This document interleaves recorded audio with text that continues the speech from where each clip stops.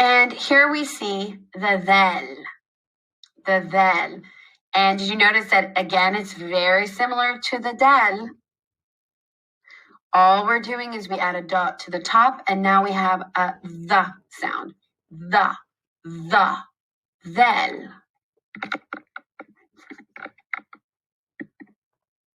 There are three forms of the dhal. We can see it at the beginning of the word, in the middle of the word, and at the end of the word. And again, it is the same exact thing as the dal.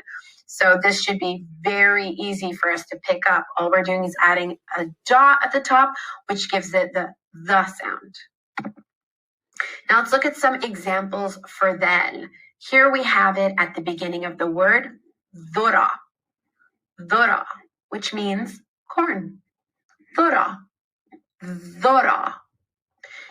Here we have it in the middle of the word, udhn,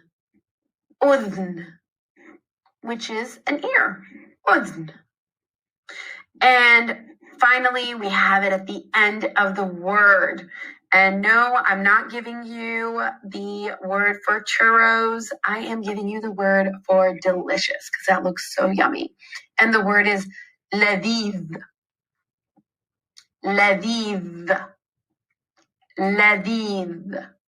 So, dhura, udhn, ladid.